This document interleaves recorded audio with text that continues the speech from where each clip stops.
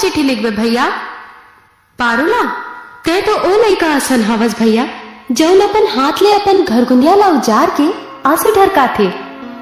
अरे पारो तो तोर बाह धर के नरक में घलोरी लेतीस, फिर तय काबर पाछू गूंज गए भैया? ताऊ का करतू लक्ष्मी, मौसम धर के दुखे तो पाए रतीस, कम से कम उहा नारी के सुख ओकर मया में होते भैया, सोना चांदी महल अटारी में नहीं होए। ते ओकर मया ला नहीं अंताज पाए भैया, नहीं अंताज पाए। ए गड़ी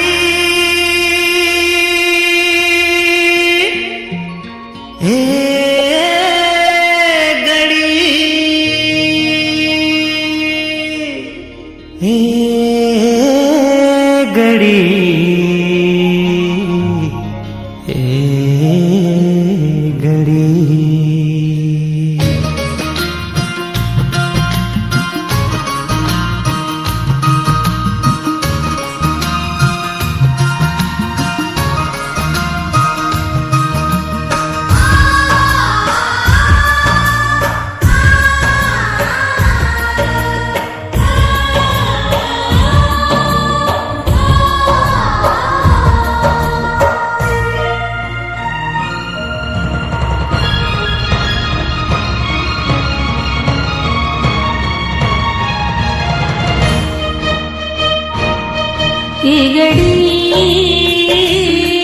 कोई दर्द जिया के न जाने, कोई मर्म माया के न जाने, कोई दर्द जिया के न जाने, कोई मर्म माया के न जाने।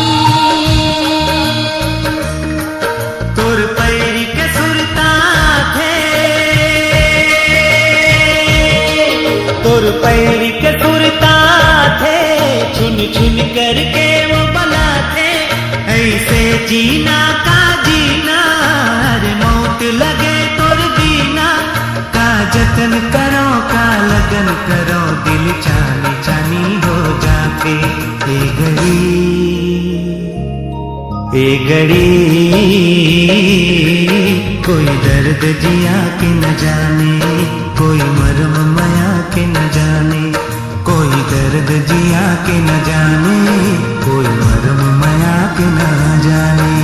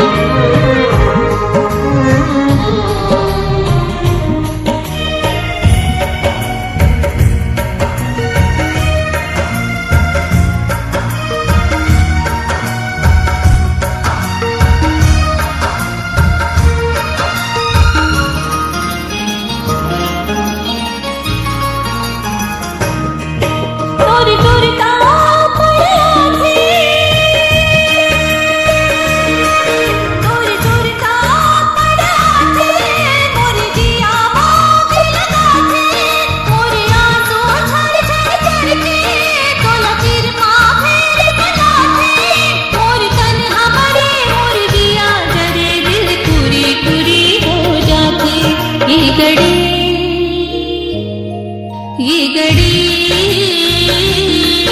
कोई दर्द जिया के न जाने, कोई मर्म माया के न जाने, कोई दर्द जिया के न जाने, कोई मर्म माया के न जाने।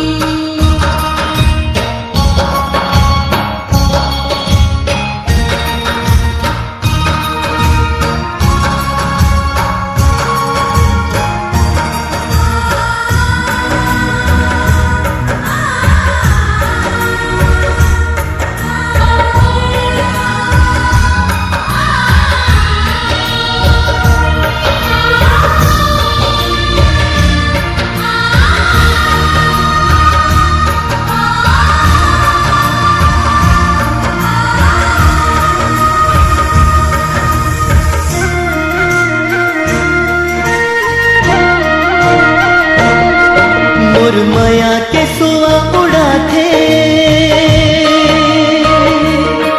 मोर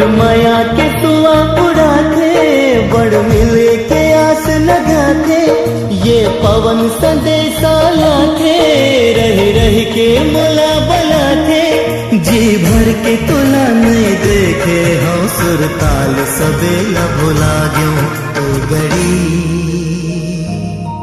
ए गड़ी